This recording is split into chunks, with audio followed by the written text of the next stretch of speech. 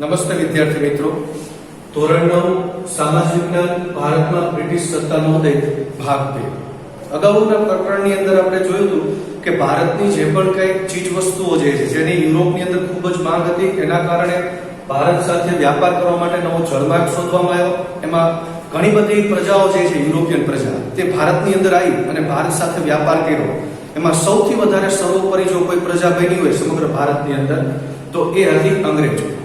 હવે અંગ્રેજોએ પોતાની જે સત્તાનો વિસ્તાર જે છે એ કઈ રીતે કર્યો? આપણે જો 1757 ની અંદર જે પ્લાસીનું યુદ્ધ થયું અને ત્યાર પછી જે બક્સરનું યુદ્ધ થયું, એ બક્સરના યુદ્ધની અંદર સંપૂર્ણ સત્તા જે છે તે અંગ્રેજો પાસે આવી ગઈ અને વેલેસ્લી જે છે એ ઉપરાંત એને જે પણ કઈ ગવર્નરો આવ્યા એમને અલગ અલગ યોજનાઓ જે અમલમાં મૂકી, એ બધી યોજનાઓને કઈ રીતે તેમણે પોતાનો રાજ્યનો વિસ્તાર કર્યો એ સમગ્ર વિશે ચર્ચા જે છે આપણે આ પીરિયડની અંદર કરીશું. જોઈએ કંપની શાસનનો વિકાસ. નિયામક ધારો પસાર કરવામાં આવ્યો 1773 ની અંદર.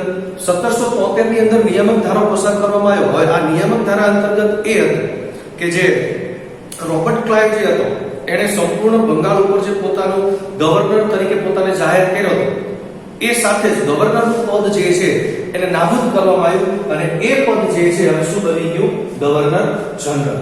કે સમગ્ર આખા બધા જ પ્રાંતનો જે અધિકારી મેન ગણાય તે ગવર્નર જનરલના તરીકે એને ઓળખવામાં આવતો હતો. અને બીજા બધા જે પણ કઈ ગવર્નરો હતા, જેમ કે મુંબઈનો ગવર્નર, મદ્રાસનો ગવર્નર, એની નીચેની જે પણ કઈ કાઉન્સિલ છે એ બધી જ કાઉન્સિલો જે છે એ સીધી જ ગવર્નર જનરલ જે છે એની નીચે આવી જતી. એટલે એનો સામ્રાજ્ય વિસ્તાર કરો, આર્થિક અધિકારો, રાજકીય અધિકારો, આ બધું જ જોવાની એની દેખરેખ જે છે એ હવે ગવર્નર જનરલ નીચે આવી છે. ભારતની અંદર સૌથી પહેલો ગવર્નર જનરલ જે છે એ વોરન હેસ્ટિંગ્સ છે. વોરન હેસ્ટિંગ્સ જે છે એની શરૂઆતમાં મરાઠાઓ જે છે એની સાથે યુદ્ધ કર્યું. એટલે સૌથી પહેલો અંગ્રેજો અને મરાઠાઓ વચ્ચેનો જે વિગ્રહ થયો એટલે કે યુદ્ધ થયું એને પ્રથમ મરાઠા વિગ્રહ તરીકે ઓળખવામાં આવે છે. પ્રથમ મરાઠા વિગ્રહની અંદર એને વિજય મેળવ્યો. ત્યાર પછી તેણે મૈસૂરના જે હૈદર અલી જે છે એ હૈદર અલી સાથે પણ યુદ્ધ કર્યું, જેનો દ્વિતીય મૈસૂર વિગ્રહ તરીકે એને ઓળખવામાં આવે છે. અને હૈદર અલી અને અંગ્રેજો જે છે એમની સાથે જે વિગ્રહ થયો તેને દ્વિતીય મૈસૂર વિગ્રહ તરીકે ઓળખવામાં આવે છે. ત્યાર પછી વોરન હેસ્ટિંગ્સ જે છે એની સાથે પછી આવ્યો કોર્નવાલિસ. એ પછી કોર્નવાલિસ જે છે એણે પણ હૈદર અલીના પુત્ર જે છે ટીપુ સુલતાન સાથે ત્રીજો મૈસૂર વિગ્રહ કર્યો. હવે ટીપુ સુલતાન જે છે તેને મૈસૂરના વાઘ તરીકે પણ ઓળખવામાં આવે છે. આ વસ્તુ ખાસ યાદ રાખજો, ટીપુ સુલતાનને મૈસૂરના વાઘ તરીકે ઓળખવામાં આવે છે, જે હૈદર અલીનો પુત્ર હતો. ટીપુ સુલતાન સાથે ત્રીજો મૈસૂર વિગ્રહ થયો. એ મૈસૂર વિગ્રહની અંદર ટીપુ સુલતાનનો પરાજય થયો એટલે તેણે અંગ્રેજો સાથે સંધિ કરવી પડી. પણ આ સંધિની અંદર તેણે સંધિ સ્વીકારી એટલે મરાઠા અને નિઝામ જે છે એ પણ અંગ્રેજો સાથે જ રહી અને ટીપુ સુલતાનની ભેગું લડ્યા હતા. ત્યાર પછી એની પછી જોનસોર જે છે, જોનસોર ગવર્નર જનરલ તરીકે આવ્યો. જોનસોર ગવર્નર જનરલ તરીકે આવ્યો એટલે એણે તટસ્થતાની નીતિ અપનાવી. તટસ્થતાની નીતિ એટલે કે જેટલા પણ અંગ્રેજોના શાસન નીચેના જે રજવાડાઓ હતા એ રજવાડાઓ જે અંગ્રેજોના નીચે હતા એમને કોઈ પણ પ્રકારનો એણે એમની ઉપર અંકુશ ન રાખ્યો. એટલે એના કારણે ધીમે ધીમે કરતા કરતા દરેક રજવાડાઓ જે છે એ સ્વતંત્ર થવા લાગ્યા.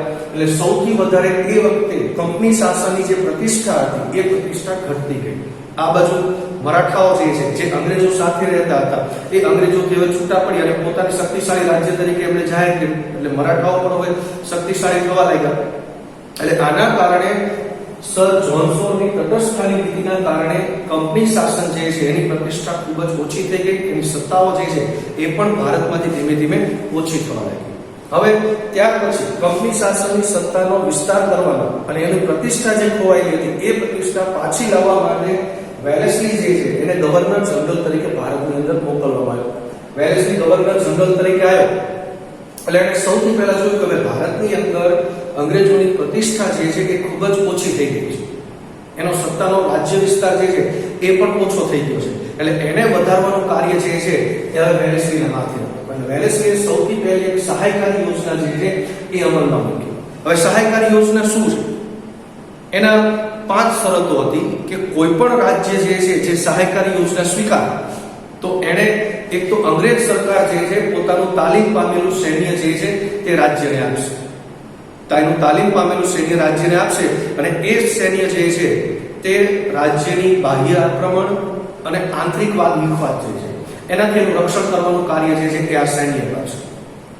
બીજી શરત એવી હતી કે જે પણ આ સૈન્ય સ્વીકારે, આ યોજના જે રાજ્ય સ્વીકારે એ રાજ્ય તાલીમ પામેલું સૈન્ય એની પાસે રાખે, એને ફરજિયાત રીતે એ સૈન્યનો જે પણ કાંઈ નિભાવ ખર્ચ થાય, એટલે કે એમના ખાવાનો, રહેઠાણનો, હથિયારોનો, એમના પહેરવેશનો કે જે પણ કંઈ ખર્ચો થાય એ બધો જ ખર્ચ છે કોણે આપવાનો? જે રાજ્યએ સહાયકારી યોજના સ્વીકારી હોય એને. હવે આ સહાયકારી યોજના સ્વીકારનાર રાજ્ય જે છે એનો તમામ પ્રકારનો ખર્ચ ન આપી શકે તો એટલી જ ઉપજ આપતો કોઈ પણ પ્રદેશ જે છે એનો ખેતીનો કે પછી કોઈ પણ ખનીજોનો એવો પ્રદેશ જે છે તેને અંગ્રેજોને આપવાનો.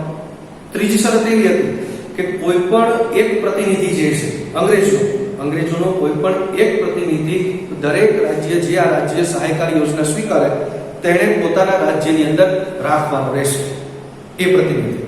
ચોથી શરત એની એવી હતી કે કોઈ પણ પ્રકારના બીજો રાજ્ય જે છે એ બીજા રાજ્ય સાથે કોઈ પણ યુદ્ધ કરવું હોય, સંધિ કરવી હોય તો તે અંગ્રેજોની પરવાનગી વગર કરવી નહીં.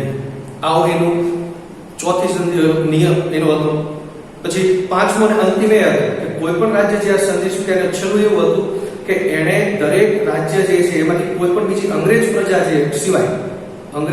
સિવાય બીજા કોઈ પણ પ્રજાને નોકરીએ એના દરબારની અંદર રાખી શકશે નહીં, એના રાજ્યની અંદર રાખી શકશે નહીં. એટલે આવા બધા નિયમો હતો. આમ જોવા જાવ તો જે પણ રાજ્ય પોતે આ સંધિ સ્વીકારે એ માનસિક રીતે ગુલામ થઈ જાય, અંગ્રેજોની એને ગુલામી કરવી પડે. એટલા માટે આ સંધિ જે છે એને શું કહેવામાં આવ્યું? મીઠા ઝેર સમાન.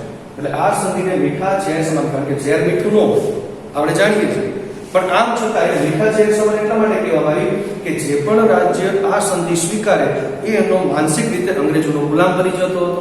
એને પોતાના રાજ્યની ચિંતા રહેતી નહીં. એટલે એના કારણે ધીમે ધીમે કરતા અંગ્રેજો જે છે એ સંપૂર્ણ રીતે એના રાજ્ય ઉપર પોતાનો અંકુશ સ્થાપી દેતા હતા.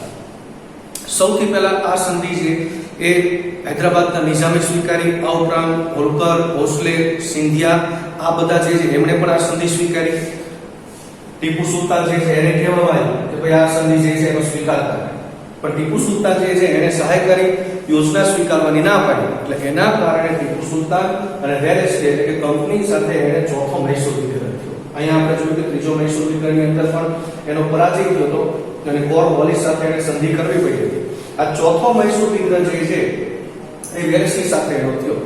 ચોથા મૈસૂર વિગ્રહની અંદર પણ એનો પરાજય થયો અને પરાજયની અંદર લડતા જ એ પોતે મૃત્યુ પામ્યો. ત્યાર પછી હેસ્ટિંગ્સ ગવર્નર જનરલ તરીકે આવ્યા. હેસ્ટિંગ્સે પણ કંપની શાસનનો વિસ્તાર કરવામાં મહત્વની પોતાની ભૂમિકા ભજવી. તેણે નેપાળ સાથે યુદ્ધ કર્યું.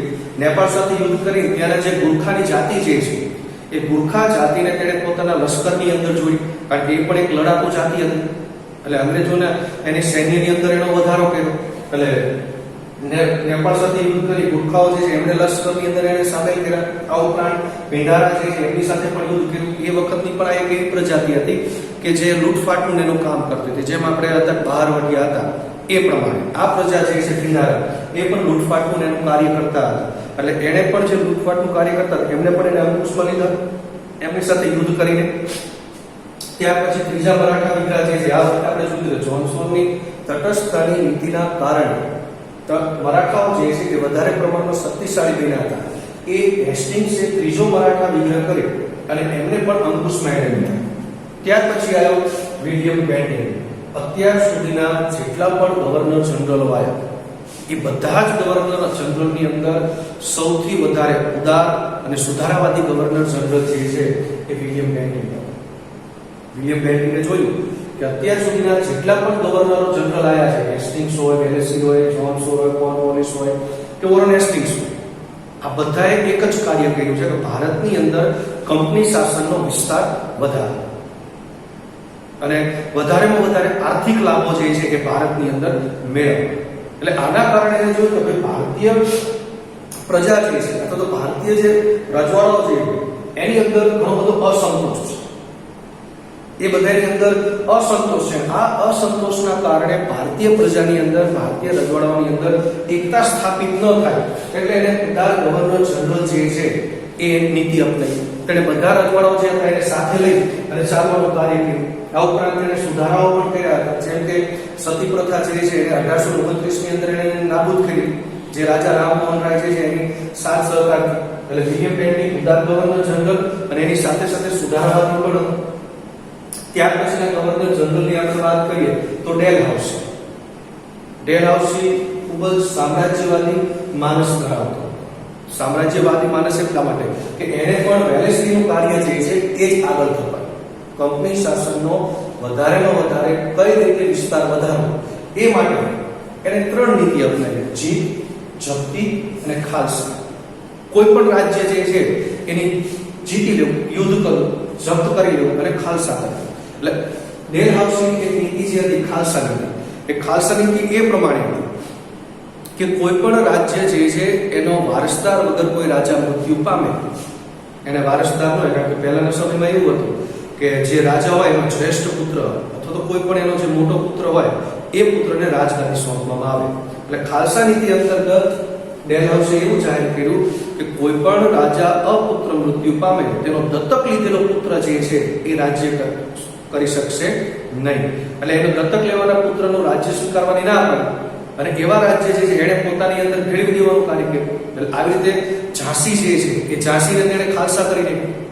આ ઉપરાંત કોઈ પણ રાજ્ય જે છે એની પાસે કરજની ઉઘરાણી કરવાની હોય, લેણે દેણે બાકી હોય તો એ ઉઘરાણીના બહાને પણ એને ખાલસા કરી નાખતો હતો. કોઈ રાજ્યની અંદર નામ માત્રની સત્તાઓ હોય કે ભાઈ આની અંદર રાજા જે છે એનું કોઈ પણ પ્રકારની સત્તા અત્યારે ચાલતી નથી, તો એવી નામ માત્રની સત્તા વાળા રાજ્યો પર એને ખાલસા કરી લીધા. એટલે આવી રીતે અલગ અલગ રીતે એને કંપની શાસનનો જે છે એ વધારેમાં વધારે વિસ્તાર વધાર્યો અને ઘણા બધા રાજ્યો જે છે એને ખાલસા કર્યા. પણ એની સાથે સાથે સામ્રાજ્યવાદી જે માનસ ધરાવતો હતો, પણ એની સાથે સાથે તે સુધારાવાદી પણ માનસ ધરાવતો હતો. એને ઘણા બધા ભારતની અંદર સુધારાઓ કર્યા છે. એમાં સૌથી પહેલો સુધારો જે છે એ છે અત્યારે આપણા ભારતનું સૌથી મોટું જાહેર ક્ષેત્ર ગણાય છે અને ભારતના અર્થતંત્રમાં પણ જેનો સૌથી વધારે ફાળો જે છે એવું આપણું રેલવે. સૌથી પહેલા રેલવેની શરૂઆત કરનાર હતો ભારતમાં ડેલહાઉસી. 1853 ની અંદર મુંબઈ અને થાણા વચ્ચે 22 માઇલની રેલવે લાઇનની શરૂઆત જે છે એ ડેલહાઉસીએ કરાવી. આ ઉપરાંત ભારત અને ઇંગ્લેન્ડ વચ્ચે તાર વ્યવહાર જે છે, પહેલાના સમયમાં જે ટપાલની બધું હતું એવી રીતે તાર વ્યવહાર પણ આવતો હતો, સંદેશો મોકલવાનું કાર્ય કરવામાં આવતું.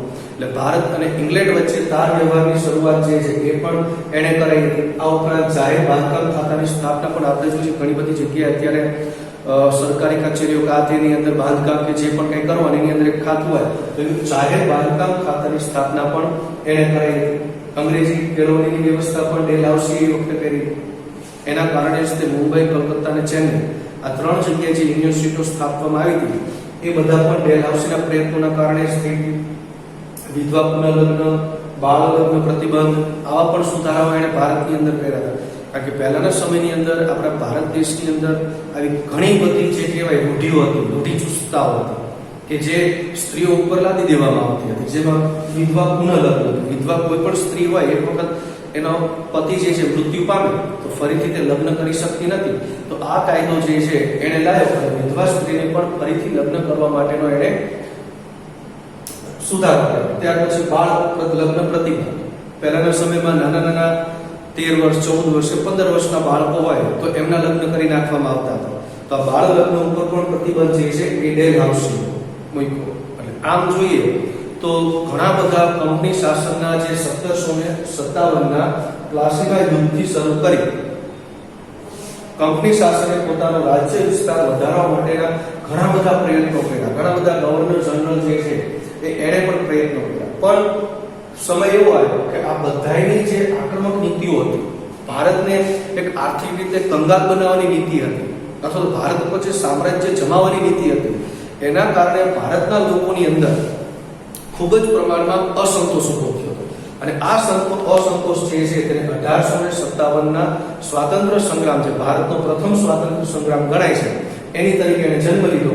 અને અંગ્રેજો સામે પ્રથમ સ્વાતંત્ર્ય સંગ્રામ જે છે એ 1857માં થયો. હવે આગળની ચર્ચા જે છે આપણે હવે પછીના પીરિયડમાં મળશું ત્યારે કરીશું. અસ્તુ.